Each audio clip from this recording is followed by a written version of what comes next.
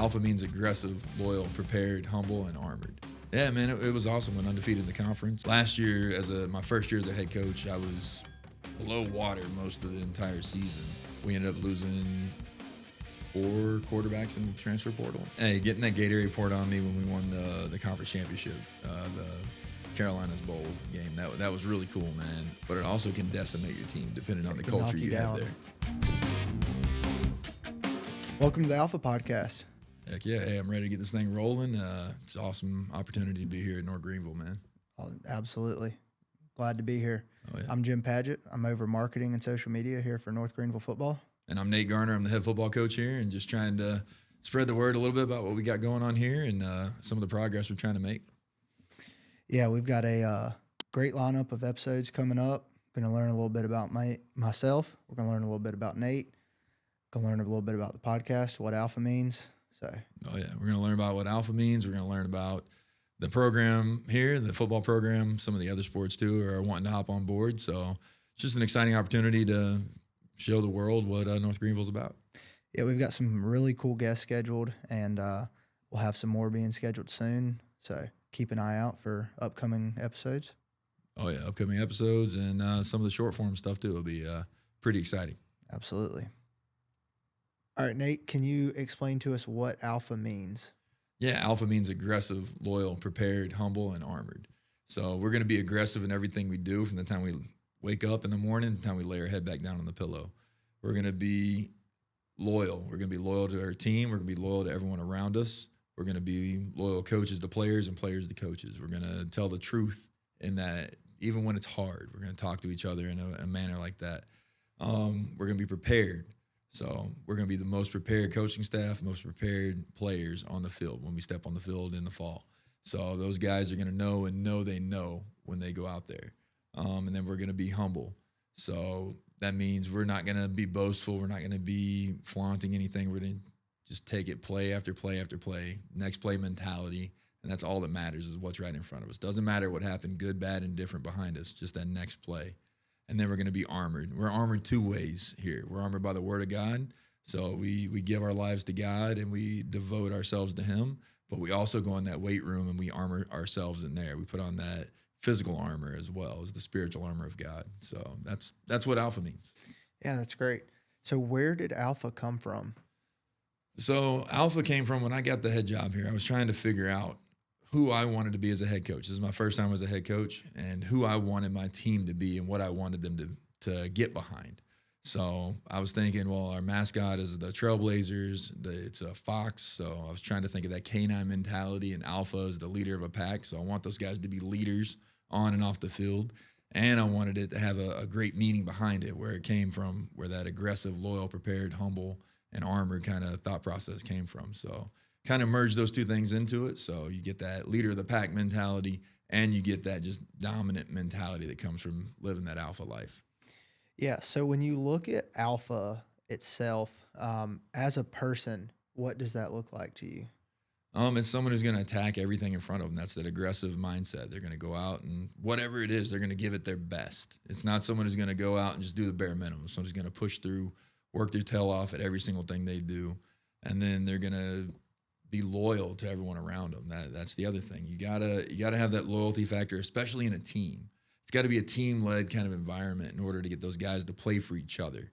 Because at the end of the day, they're going to play harder if they're playing for the dude next to them. They bled, they sweat, they work their tails off together. All right, that guy's going to step up for me. I'm going to step up for him. So that's kind of what that loyal mentality is. And then they're going to be prepared. And that comes to us coaches and them as players as well. So they got to watch film and study and learn and grow there. We also have to put them in the best situations to be prepared on the field. So we got to know we know as coaches before we go out and teach those players. So that's it. They're prepared. And then, like I said, humble. We're going to be humble. We're not going to boast. We're not going to be prideful. We're going to carry ourselves in the right way with that next play mentality. Just go out there, play after play after play, whatever's in front of us. As coaches, the same mindset, right? Our players might have a bad day. We might have a bad day, but you got to come in and you got to focus on what's right in front of you, and that's it right there. And then we're going to be armored. We're going to put on the armor of God, and we're going to put on that physical armor in the weight room. So that's kind of what we do here as an alpha person and as a alpha mentality. It's just going in and attacking everything you can. Yeah, so I want to touch on a little bit of this or now, and we'll kind of hit some more of it later. But you came in as a first year head coach to a full team of players that have been here some 4 years, 5 years. How did they respond to that new alpha mentality? I'm going to be honest. I didn't do a great job the first year. The first year of instilling that in those guys, it almost became just a saying. I didn't get them to buy into it as much as I wanted to. That's why I'm leaning a lot more into it this year. I'm teaching it a lot more. I'm focusing a lot more on it this year. Last year, my first year as a head coach, I was below water most of the entire season till probably even a couple weeks after the season was over, where I was just trying to deal with all the administrative tasks and everything that came with being a head coach that I didn't know. I say it's a lot of the don't knows that I didn't know. So I had to learn a ton last season, and I'm super thankful for my coaching staff, man. They're the reason why we were so successful last year. Yeah, that's great. I mean, you had a really successful run as a first year head coach. Yeah, man, it was awesome. Went undefeated in the conference. It would have been nice to win a couple of non-conference games. We got close a couple times, but hey, close is only good in horseshoes and hand grenades, you know. The knee wasn't down, right?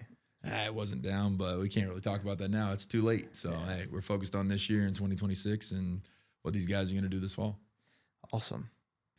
All right, so let's talk a little bit about how you got here to North Greenville University. Well, you can kind of go back to my playing career. I played at the University of Arkansas. I got the opportunity to go to the Miami Dolphins, spent 7 years down there. After I got done playing, I got into high school coaching a few years after that and coached high school ball for 3 or 4 years, spent a little bit of time coaching NFL and some college, and then ended up at St. Thomas Aquinas, spent a couple years there, and then I saw a job opening at Limestone University. I shot my resume in for it. And I went up there with Coach Mike Furry as the head coach and was the O-line coach there for 3 years and saw this position to come open and was sitting there thinking about shooting the AD an email and ended up going and sitting down and eating dinner with my wife. Finished eating dinner, stood up, and I got a phone call.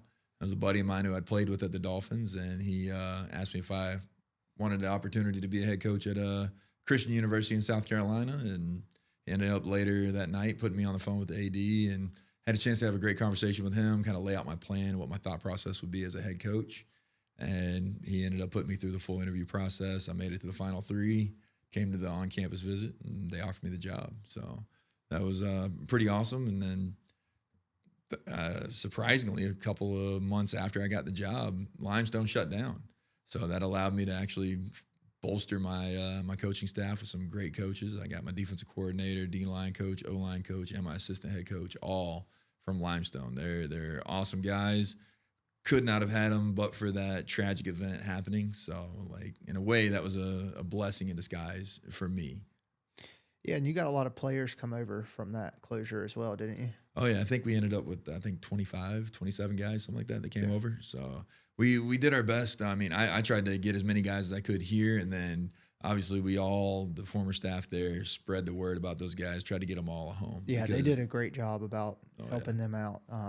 I mean, using all their resources to get them a good home. Heck yeah, man. We just wanted to do the right thing for those guys because even I was here, but I still had a lot of guys there that I was close with, and I just wanted to be able to help those guys find a home and find a way to go play football and continue their careers. Yeah, so I had the opportunity to bring a few coaches over. I brought my DC, my D-line coach, my O-line coach, and my assistant head coach, all from Limestone after they shut down. So that was a blessing in disguise for me as a new head coach to have a bunch of guys that I was familiar with and spent a lot of time with at Limestone to be able to bring them over here and have that comfort level.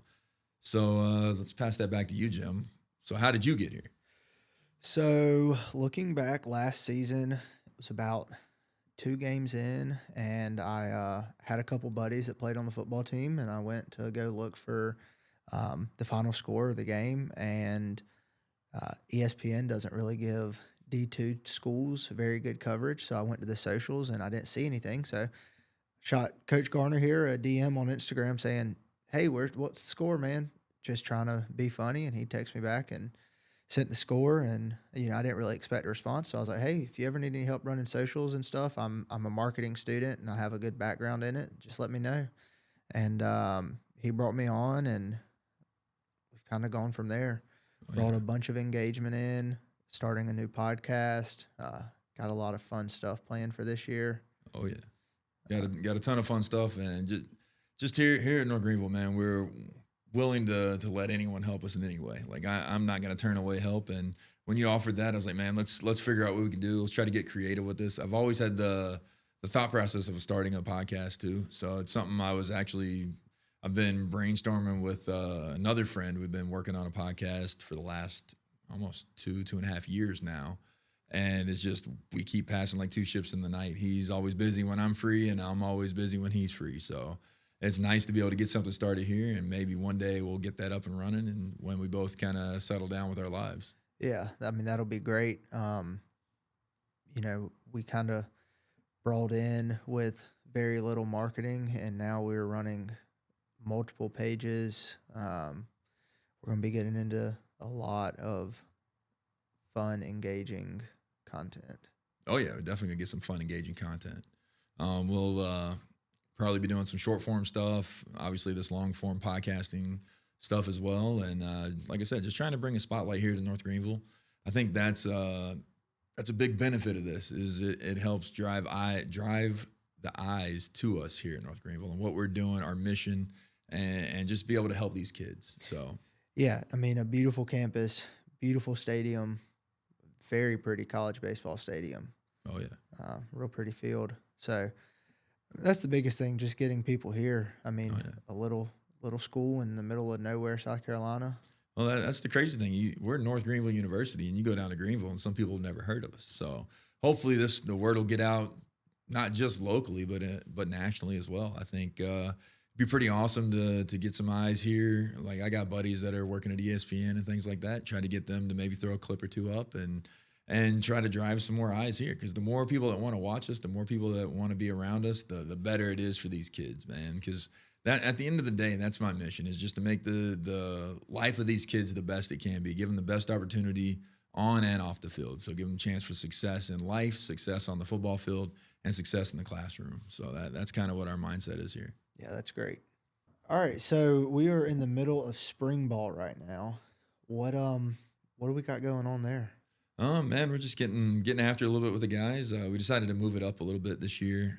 Last year we went after spring break, so this year we wanted to get it knocked out before spring break, so that once spring break's done, those guys will come back and be able to spend a nice chunk of change in the weight room and just get their bodies developed and get ready to rock and roll for the season, because that's a big thing, is being able to harden your body for the season. It's a long season, and it's a grind once you get there. So just getting their bodies ready to rock and roll for that. Yeah, so I hear there's a challenge going on. Can you explain that?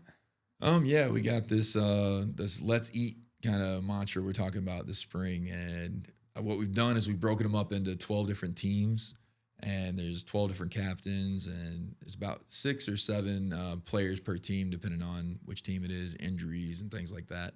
And they're fighting for a chance to go to Hall's Chop House. So that's the cool thing. So the top 2 teams I'm going to take out to Hall's, give them a nice steak dinner, and that's a little incentive. That's where the Let's Eat kind of mentality comes from. And then the number 1 team, they're going to get one of these trophy helmets and their pick of the old uniforms and whatever, anything from that, and just trying to incentivize them to go out and work and hold each other accountable. So they're getting points for winning at competitions, where we have a different competition every practice. We've had a bunch of competitions leading up to it, especially at mat drills and things like that. They lose points for, if they miss class, if they are late to a meeting, miss a lift, late to a lift, late to treatment, anytime. We want to create a punctual environment.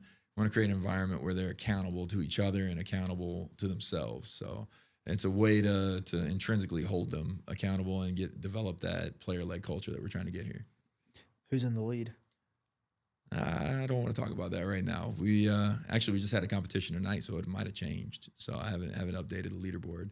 But yeah, I'm going to keep it under wraps, make those guys stress a little bit. Okay.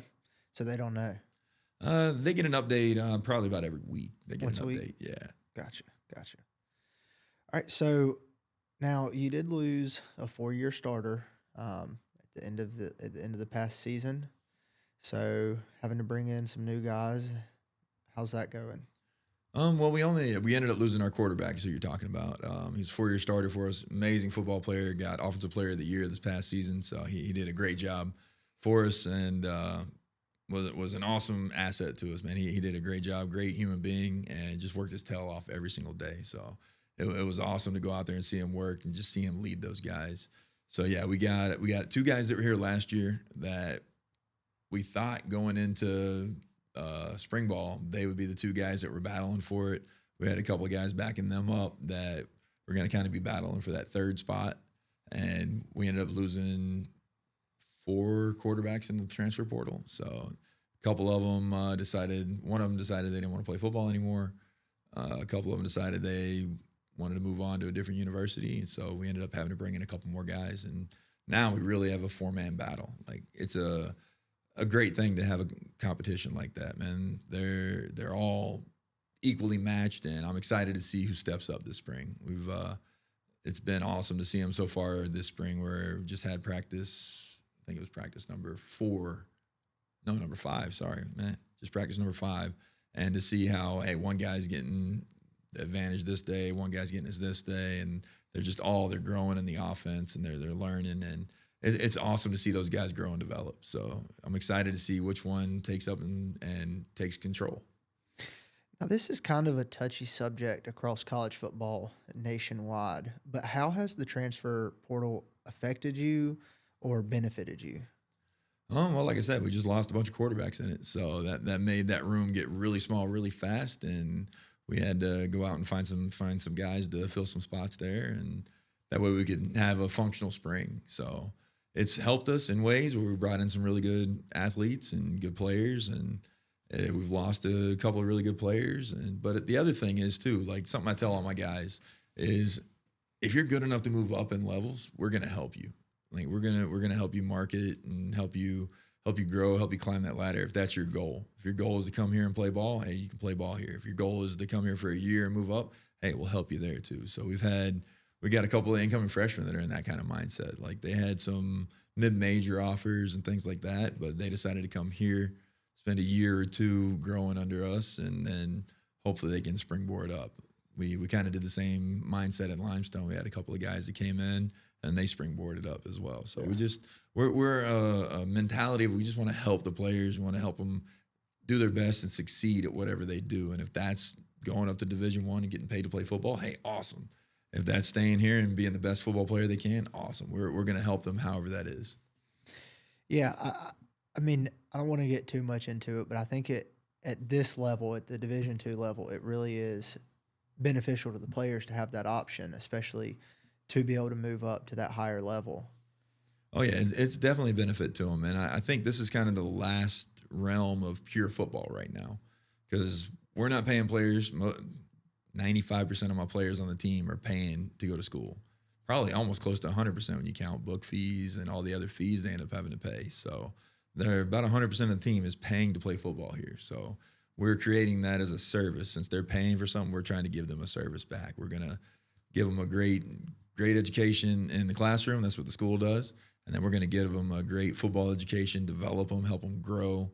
And then we're going to market them if they have the opportunity and the ability to move up. So we're going to do our best to give them a great experience while they're here, as long as they're here. Now, how many kids do you keep on the roster at full capacity? We're about 125 to 150. It just kind of depends on where we are in the year. Right now, I think we're on the actual active roster. I think we're just around 75 or 80. And it'll move up in the fall once enrollees come in. Yeah, once we get the new freshmen coming in, might bring a couple guys in the portal. It just depends on how we end up after spring. Now, Division II portal is a little different than Division I, correct? Right now, there's no window for the Division II portal. So, yeah, the guys can enter at any time in Division II. So, excuse me. So the guys can enter at any time in Division II, so they can choose when they want to get in. So right now, Division I, their portal window is closed. So there's some guys that are trapped in the portal, is what you call it. So there's probably, I want to say there's over 20,000 players that entered the portal this year, and there's probably only 10 to 15% of those have found a home. So there's a bunch of guys still out there in the portal and might not even be going to school this spring and need a home for the fall. So we'll see how we come out of spring health-wise and just depth-wise, and then see if we have any needs, and we'll try to address those needs. And that's one thing here. We are open with that with our players. We're not going to hide it from them. We're like, hey, listen, we're going to try to find some guys to bolster this position or to fill some depth. And some positions we'll tell them, hey, we're not bringing anyone here because we're full in that room. So it just kind of depends on where we're at after spring. Yeah, great. Well, I really appreciate your thoughts on that. Like I said, I know it's kind of a touchy subject, depending on who you ask. It's definitely weird. It's a weird time in football. It's a very weird time, man. It's different because what it does is it can allow you to springboard your team and take a big step forward, but it also can decimate your team depending on the culture you have there. Exactly. Big. So like we lost a really good receiver last year, but we also helped him because he went up. He moved on up to Division I, and he's happy where he's at right now. So listen, it's like I said, it's all about benefiting the player and whatever they can do, and hopefully at the end of the day, that helps us in recruiting high school freshmen. They see, hey, they're trying to help guys, so hey, I want to go there. I want to spend a year or two under those guys, learn from them, former NFL players, learn from guys who've been coaching for almost 20 plus years, learn from guys who have played their positions, and just come in and develop and then springboard themselves up. So I think it's an asset to us at North Greenville. You had a couple guys go Division I last year, correct? Yeah, we had a wide receiver and a tight end, man. Those two were two really good football players. One of them was a true freshman playing for us, and the other one was a younger receiver. And they both had really good seasons for us and played their tails off. And, hey, they had an opportunity to springboard up, and we helped them and did everything we could. And like you're talking about the tight end, he came to me and said, Coach, I either want to go to this school or I'm coming back here. And, hey, he went to that school, and he got the opportunity to go there, and hey, he's there having the time of his life. So I'm excited for him. Yeah, that's great. It's really great. All right, so coming off a conference championship last season, how do you roll that into this season? Oh, man, just making those guys go to work for each other and just kind of not necessarily going back to the drawing board, but hey, figuring out a way to make them elevate themselves even more. We didn't win a single non-conference game last year, so we got to go to work and focus on some of those non-conference opponents. We got to stay focused on our conference opponents because they're going to continually strive to get better and better and better. So, hey, we got to keep up with them and understand where they're going to try to attack us. And there's only going to grow more and more familiarity across the conference as well as we play each other more and more frequently. So we just got to get the guys prepared, make them go to work. Like I said, get in the weight room. That's why we started spring ball a little earlier, so we can get those guys more consecutive time in the weight room. So that's really what it's about. It's about this off-season prep leading up to the season. So you play a Gulf South non-con, right? We got a couple teams this coming year from the Gulf South, yeah. Okay. So that's a tough conference, typically. Historically. Why schedule that tough? I think it was a scheduling partnership they had since we were previously in the Gulf South Conference. So okay. When I think that was part of our departure. I'm not sure. I wasn't privy to all the details. I was brought in after the transition to the Conference Carolinas. So I'm not sure of all the details. I just know we had a scheduling partnership with them. How long does that run through? I believe this is the last year of it, so 2026. Gotcha. So following that, what are you planning to schedule? Do you want to continue with the Gulf South? I'll play whoever wants to play us. It doesn't bother me. We'll go to work every single day, and it doesn't matter who's going to play us, and it's going to be because they got to play us. I mean, at the end of the day, we're going to go out and work our tails off no matter who we're going to play. So we're trying to do the best no matter what the team on the other side of the field is.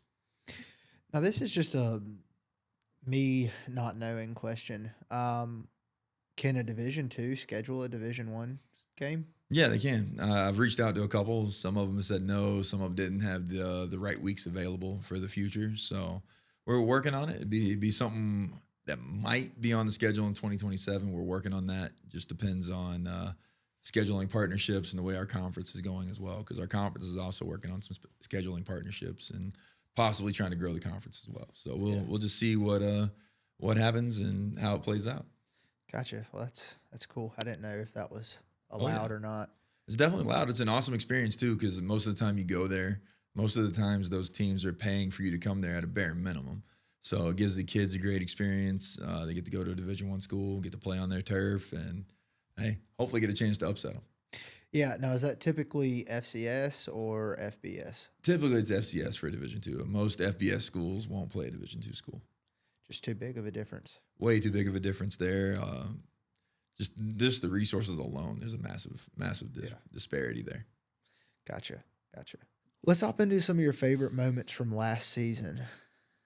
Okay. Where you want to start? I mean, anything in particular that stands out from anywhere from taking the head coach job to walking off the field with the conference championship trophy in your hands? Well, I think probably the most memorable for me was getting my first win. It was here against Barton. I've known Coach Hester for a long time. I knew he was going to give us a battle. It was a great battle. It was an awesome opportunity for us too, because we got to showcase our white uniforms, which most of the time home teams don't get, or the home fans don't get to see that from us. So that was really cool. And then it was an opportunity for me to get my first win as a head coach. So I think that was really cool and a special moment that I remember from last year. Now, why don't we get to see the whites? Because the full whiteout is very pretty. It was really cool, man. But just traditionally football, you're always dark at home, and then you're light away. So we'd either be red or black at home, and then we'll wear white jerseys away all the time, just because that's the tradition from football. Some teams can choose to go the opposite. They'll be white at home, and you can play against them in dark. But most of the time, you're dark at home. We're going to see the all whites again? I'm not sure. I don't know if we're gonna get the conference to go for another color rush game, but I think that'd be really cool, especially since we got the new white helmets. So yeah, that was fun getting to kind of design that up and try to throw a little bit of a change up on the traditional reds that they were wearing for a long time. So, like, any other moments that stand out to you from last season? I mean, hey, getting that Gatorade poured on me when we won the conference championship, the Carolinas Bowl game, that was really cool, man. Just running out on the field after that, guys chasing me down with the cooler. That was pretty cool, man. I got that video on my phone. I get to watch that every once in a while and remember how awesome that was and what I'm fighting for this year. We've got a pretty cool picture we can probably throw right here. Okay. All right. Yeah. I mean, that was actually what I was going to bring up. I was going to ask how that Gatorade bath felt. I mean, that was a big win. Had a lot of fans here. Had a lot of family here. Pretty packed. Oh yeah, it was packed out house, man. It was big time. My family was here. It felt great because what that meant is we got a bid into the playoffs. Yeah. So we had a chance. We had a chance to go make a run, and I wish that we could have gone down and done just a little bit better. I think we went into halftime there in that playoff game against West Florida, and we had a little bit of momentum going into it, and then we came out and got the air sucked out of us. We gave up an onside kick there to open the second half, and just couldn't recover from that. Yeah, that onside kick was tough. I mean, it was unexpected, and just they played it. They played the game. Hey, they played the game perfectly. We had a guy just a little bit misaligned, and they got the ball, snuck the ball right in there behind him, and yeah, that's it. That's the history. But that's something we learn from, something we grow from, and move on. And that's kind of my mentality is that next play mentality. Always focused on what's right in front of you, what's coming up next, what the next challenge is, so that way you can keep learning and growing. If you're focused on what's behind you, you're going to be stuck in the past. You're going to be worried about making the same mistake versus only trying to get better. Yeah, and I mean, the good that came out of that was some of the guys got to spend a nice weekend in Pensacola. I mean, had a nice hotel and got some nice dinners. Yeah, it was nice. We got a chance to take them down to, I think we took them to Flounders seafood restaurant down there. It was awesome little spot, and then got to stay in a nice hotel. Got the experience of making the playoffs, and now this year, hey, our goal is to do more than just make it. So, but we got to handle our business first, 1 week at a time. So it starts with, hey, getting through the spring ball here, hitting the ground running in the weight room the rest of this off season, getting our summer program rolling, getting the guys in here, lifting, working together, building that chemistry. And then when we get to training camp, that's when it really starts firing up. We get these guys hitting on all cylinders at the right time and progress them through training camp, get to the season healthy and ready to rock and roll. And that's kind of what next season looks like. What would the environment of a home playoff game look like? What do you think it would look like here? Man, I think that'd be electric because I think you get the whole student body here. think you get a lot of the locals here, and hopefully this podcast helps us take off and we get some people from the areas around here, maybe even from around the United States, that want to try to follow what we're doing here in North Greenville. And it's not just about us as a football program. I want this to spread the love across all the programs. We've won a national championship with our baseball team. Our lacrosse team just beat, I think they were the number 9 team in the nation. So they're doing a great job, man. Like across the board, our teams are excelling and they're doing some great things. Like our basketball team beat a Division I team earlier this year. Yeah, So it was a great win. And baseball's ranked like number 2 in the country across almost all the polls. Yeah, they're crushing it this year. They're doing a great job. Coach Powell's getting those boys ready to rock and roll. He's going to come on the podcast at some point. So it's like I said, we're just trying to bring the spotlight here to North Greenville University and want people to realize, hey, they're not just in what they used to call the dark corner of South Carolina. It's an awesome area here. It's an awesome school, and hopefully we can get more people to check us out. Now, how many sports are up here? Do you know roughly? Ooh, I couldn't tell you the exact number. Yeah, you caught me off guard with that one. I don't know. Football, men's, women's lacrosse, baseball, softball, basketball, men's, women basketball, men's, women soccer. I mean, a lot. Volleyball. Men's, women tennis, volleyball. I mean, track. Men's, women's track, yeah. I mean, do you think we could get every coach on here? I don't know if we can get every coach, but I do my best, man. I would love to get those people on here and love to get their voices heard too, because I think that's one of the opportunities we have here. Like I said, it's just about driving eyes to us, wanting people to realize that we're here, wanting people to realize that we're going to be successful as a university, as a sports program. Like our AD is awesome, man. Will Lowry, he came from Mississippi, and I'm an Arkansas boy, so we're right there next to each other, and he's just got a great mindset and a great plan for helping us grow this place here. And he's already got some people in positions to be very successful. And we're just constantly trying to strive for improvement, strive for growth, and almost with that engineering mindset, hey, fell faster so we can do better. Yeah. Can we expect to have him on? I think he would love to.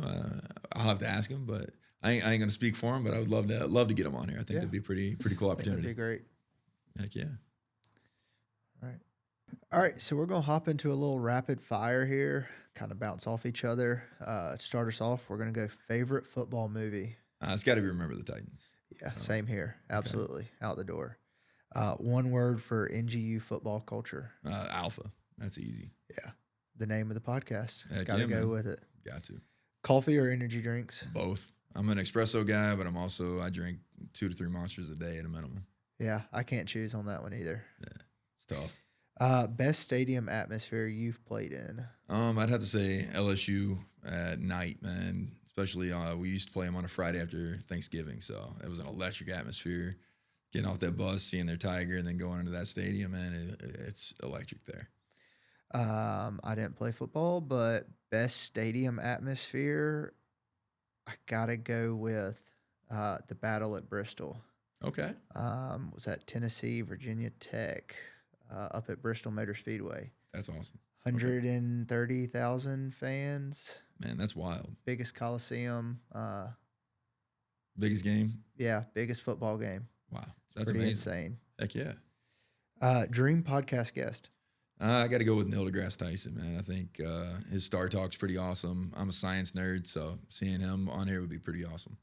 I got to go with Theo Vaughn. Love him. Hilarious. Oh, yeah. Brings a lot to the table. Definitely does. Always. I think that'd be a fun one. Yeah. Your favorite uniform combo we wear? Oh, man, that's a tough one. I'd have to say probably the All Reds. I got to go all whites. Okay. Not much better than that. Nah, you're right. It was pretty clean.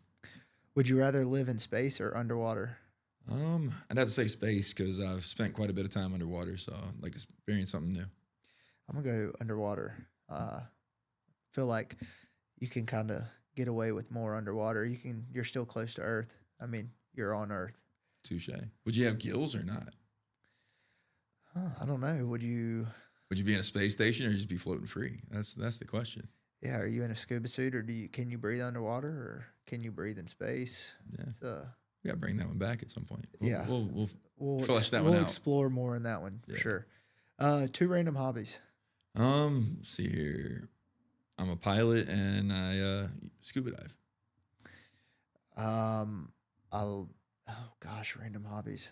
I don't do a whole lot. I work a whole lot, so those are my hobbies. Work and I like to just drive. I like to ride.